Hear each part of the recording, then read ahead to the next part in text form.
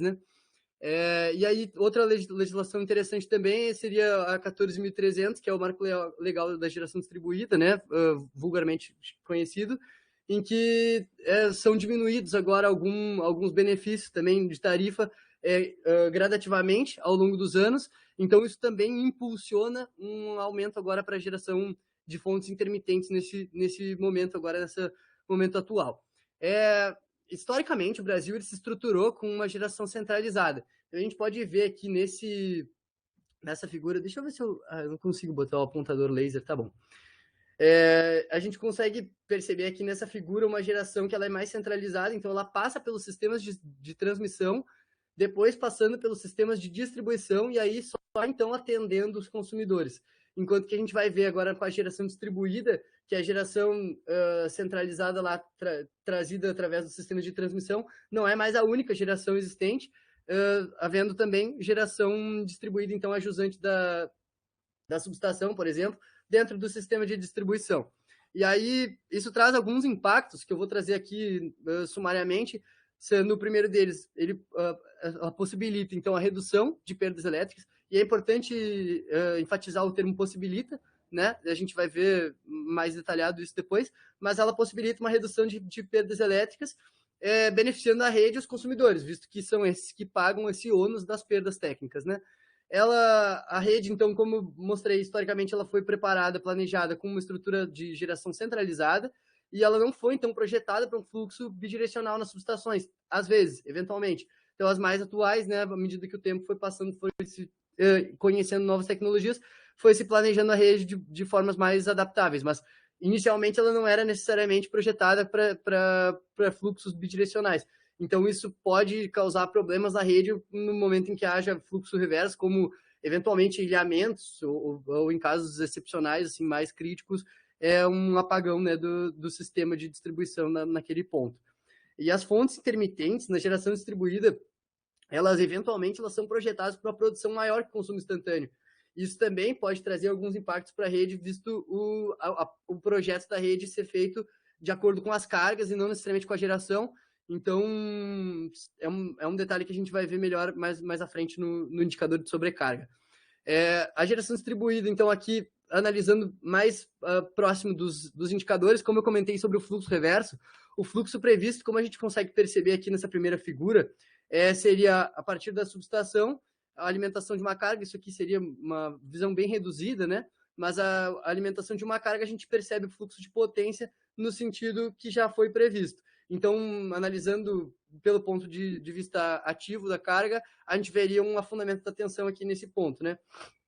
E aí, quando há o fluxo reverso, acontecendo por conta da instalação de um gerador fotovoltaico ajusante da subestação, a gente percebe que, para uma hipótese em que a geração fosse maior do que a carga, nesse momento, a gente perceberia uma geração local atendendo a carga e ainda assim exportando esse fluxo remanescente no sentido da subestação. Então, aqui a gente poderia ver, sob o ponto de vista de fluxo ativo, um aumento da tensão, e aqui ocorreria, então, um fluxo reverso na subestação.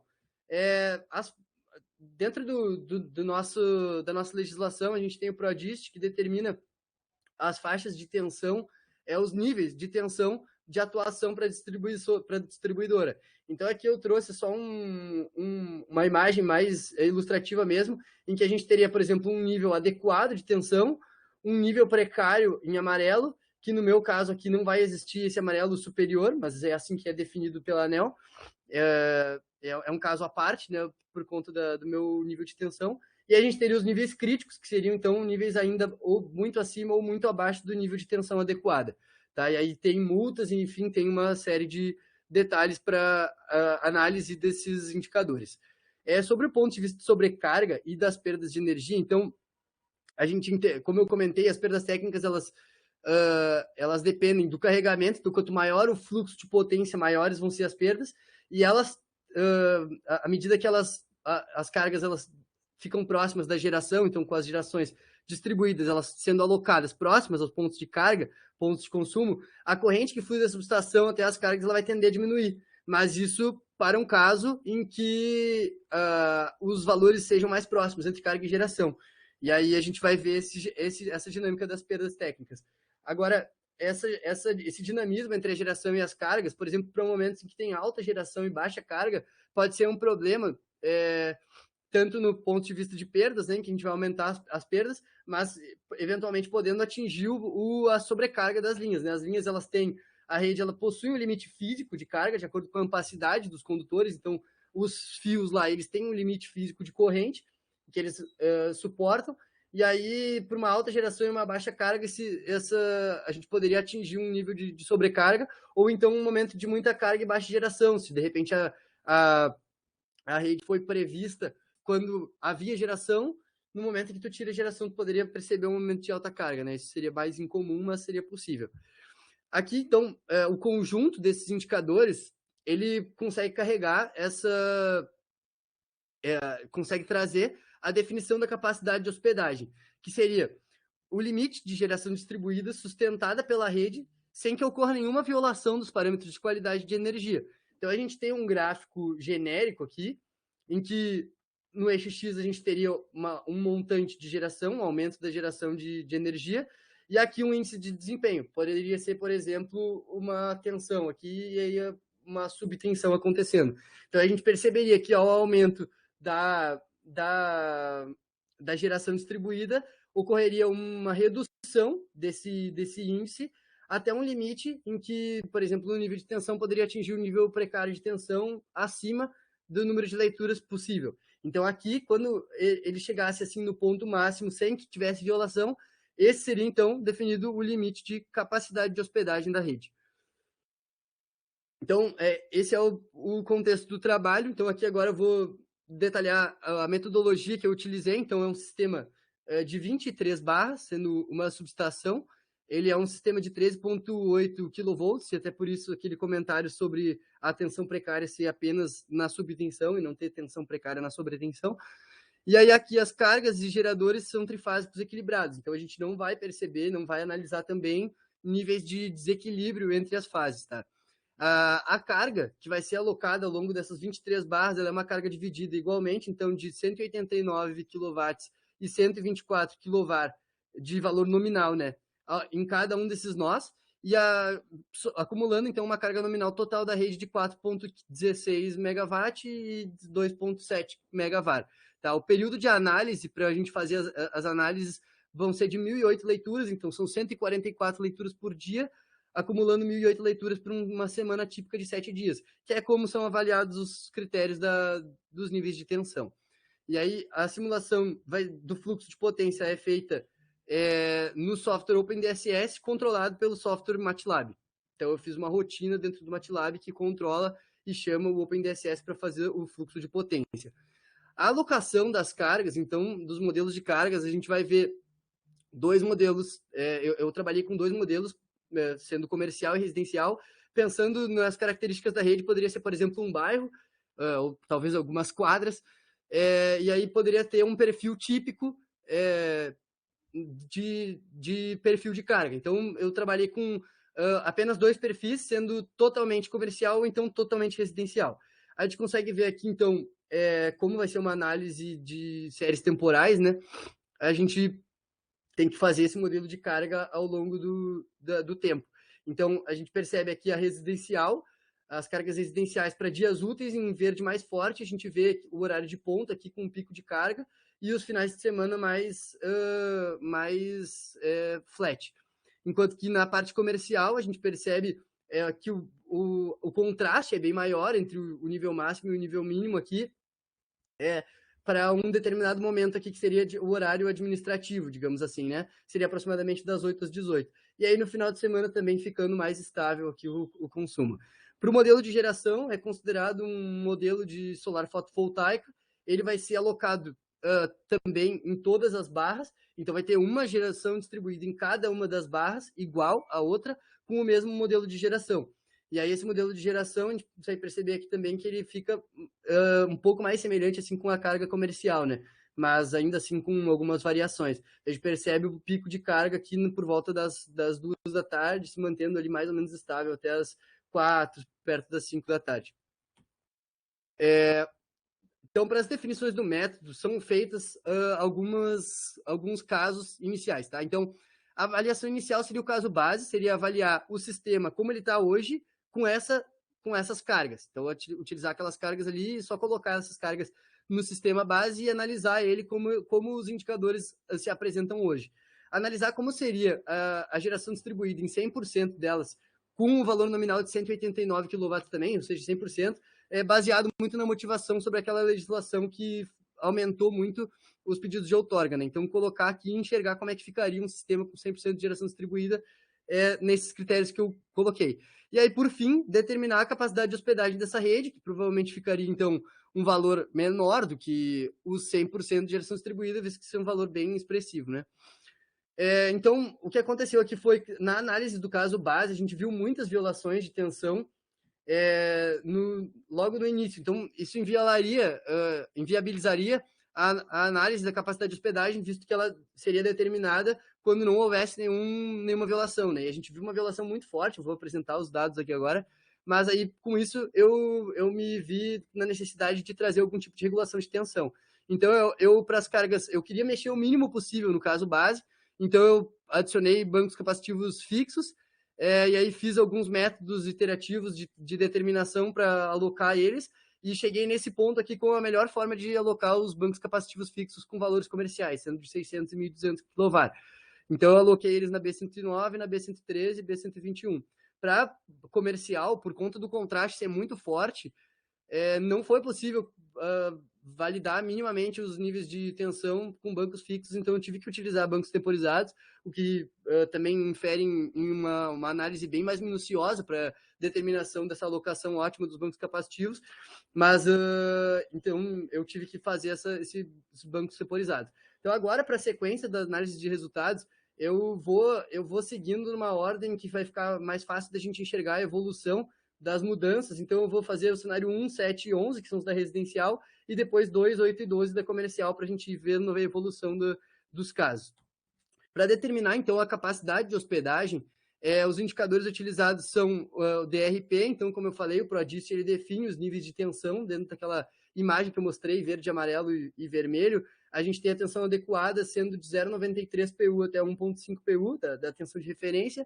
A precária sendo só de subtensão, então entre 0,9 e 0,93, e a crítica, todos os valores abaixo de 0,9 e acima de 1,05.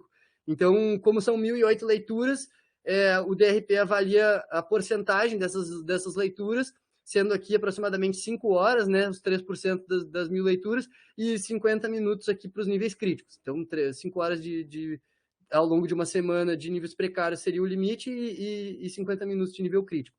Para o limite de sobrecarga vai ser utilizado os limites de ampacidade dos condutores, então da linha 0 até a linha 6, 419 amperes, da 7 até a 3, 215, da 14 até a 21, 138 amperes. E vai ser feita uma análise qualitativa das perdas também para a gente comparar os cenários. Então, o cenário 1, a gente consegue perceber as correntes não ultrapassam os limites. A gente consegue perceber aqui, todos os gráficos a partir de agora eles vão ter a mesma ordem aqui. Então, os primeiros 4, que seriam as linhas da 0 até a 3, são as cores mais quentes, eu separei para ficar mais fácil, eles seriam no limite lá de 400 e tantos amperes. Então, isso aqui ficaria fora desse gráfico, por uma questão de escala, eu mantive assim, deixei apenas o limite mínimo, que são dessas linhas mais de baixo. Então, a gente consegue perceber nitidamente que passa longe dos limites de corrente nesse caso, tá?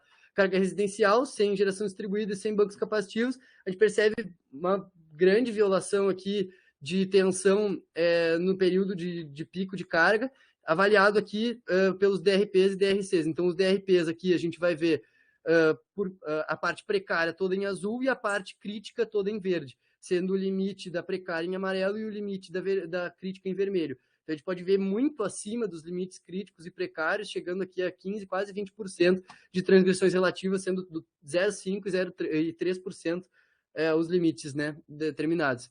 Para o cenário 7, então, a gente aloca o banco capacitivo na carga residencial e a gente vê que ele não conseguiu, eu não consegui com bancos fixos limitar aqui, atingir um nível satisfatório de tensão. Aliás, atingir um nível perfeito de tensão. Eu acho que ainda assim foi relativamente satisfatório. A distribuidora, nesse caso, teria que pagar algumas multas, mas ainda assim seria, digamos assim, funcional. Então, aqui a gente conseguiria avaliar se, eventualmente, a adição da geração distribuída poderia talvez melhorar esses níveis de tensão da rede. Então, poderia talvez trazer um benefício. Por isso que eu mantive esse cenário dessa forma. Tá? Aí a gente pode ver as correntes aqui, todas abaixo dos limites também. E aqui no cenário 11, então, para a determinação da capacidade de hospedagem, então, como eu comentei, o caso base ele já estava com algumas tensões violadas, mas a gente consegue perceber uma grande melhoria aqui dos níveis de transgressão. Tá? Então, a gente consegue ver que, de fato, melhorou até 59. Quando passasse de 59, pelo software, no desenvolvimento do trabalho, passando de 59, começaria a piorar os níveis de tensão. Por isso que esse aqui foi determinado como um aumento máximo de geração distribuída. Não sendo exatamente classificado como a capacidade de hospedagem para essa carga residencial, mas como o limite máximo de geração distribuída. Então, partindo para a carga comercial agora, o cenário 2 é o cenário base, sem geração distribuída e sem banco capacitivo. Consegue perceber as transgressões aqui ao longo de todo o horário de pico, atingindo aqui 30% de transições relativas em algumas barras para os níveis críticos e também a 30% nos níveis precários. Novamente, as correntes passam longe dos limites de corrente. Aqui o cenário 8, quando a gente aloca os bancos capacitivos, a gente consegue ver que conseguiu alocar os bancos capacitivos de maneira eficiente, sem ter nenhum tipo de transgressão para o caso base. Então, isso aqui ajustou o meu caso base, digamos assim, e deixou ele pronto para a gente poder fazer uma análise da capacidade de hospedagem. A gente consegue ver direitinho aqui o capacitor atuando, mantendo os níveis de tensão dentro, e aí o gráfico das transgressões some justamente porque não há transgressões. Então, o limite de capacidade de hospedagem aqui ele é atingido em 129 kW em cada uma das barras, acumulando 2,96 MW, e a gente consegue perceber uma redução grande das perdas, mas aqui ocorre fluxo reverso também, é importante pontuar. As correntes a gente consegue perceber que estão mais baixas, também entra em linha com a redução das perdas, né? Para uma análise mais geral dos resultados, a gente poder comparar todos os casos, eu deixei os highlights aqui mais pintados, tá? Então, a gente tem aqui os cenários 1 e 2, que são os casos base lá, sem nenhum capacitor. A gente vê as transgressões aqui, que teriam um nível máximo de 0,5%, aliás, de 3% e de 0,5%, extremamente violados aqui, no caso base. E aí, portanto, quando a gente alocou os bancos capacitivos, ainda se teve um nível de DRP de 5% na pior barra, né, na barra que mais teve violação. E aqui, no caso da comercial, foi possível atingir aqui 0% de violação, né? E aí, para o limite de capacidade, para a capacidade de hospedagem, a gente percebe aqui 4,5%, então a gente conseguiu ajustar um pouco as violações de tensão, então foi benéfico para a rede, com 59 kW de geração distribuída, ou então, né, 1.357 acumulado no total da rede. E aí, por fim, aqui o limite da capacidade de hospedagem para a carga comercial, no caso 12, a gente vê aqui uma redução grande das perdas, lá do início 13,4, aqui 8, no cenário 8, 13,6, as perdas, e aqui uma redução bem significativa, de 50% praticamente, para 7,1 aqui na capacidade de hospedagem, então com a geração de 129. Então a gente consegue perceber que ela chega a ser bem benéfica para a rede. Do ponto de vista de corrente, a gente consegue perceber aqui que a corrente máxima da pior linha, atinge 63,6%. Então, vindo para as conclusões, a capacidade de hospedagem, ela depende majoritariamente do perfil de carga da rede. Isso foi nítido quando a gente avalia um perfil de carga residencial ou comercial, e muito por conta das cargas indutivas, elas trouxeram muitas transgressões severas. Então, se faz necessário o uso de operadores de regulação de tensão. A parte do limite de sobrecarga, ele não foi relevante nesse caso, ele não deu nenhum gatilho para a gente encontrar o limite da capacidade de hospedagem, visto que os níveis de violação, eles violaram mais rapidamente, e a geração, como ela era distribuída igualmente entre as barras, também isso diminui também a corrente que vai passar. Se eu colocasse uma geração distribuída, né, que seria a jusante da subestação, mas em uma única barra ou em duas barras, provavelmente num ponto alto de geração, a corrente passando naquelas linhas poderia chegar num nível mais próximo, né? E aí, por fim, em volta de todo o trabalho, como a complexidade da definição da capacidade de hospedagem e aliada junto ao aumento súbito, né, dessa geração distribuída, é perceptível a importância e a relevância dos estudos dentro dessa área. E aí, como propósito de continuidade, seria interessante considerar curvas de fator de potência variados, né, não ser tão indutivos, métodos de alocação ótima de capacitores ou outros métodos de regulação de tensão combinados, certamente poderiam potencializar a capacidade de hospedagem da rede. E aí, por fim, outros indicadores que poderiam ser analisados seria considerando análise de geradores monofásicos ou bifásicos, analisar o desequilíbrio da tensão e também as distorções harmônicas. Seria esse meu trabalho.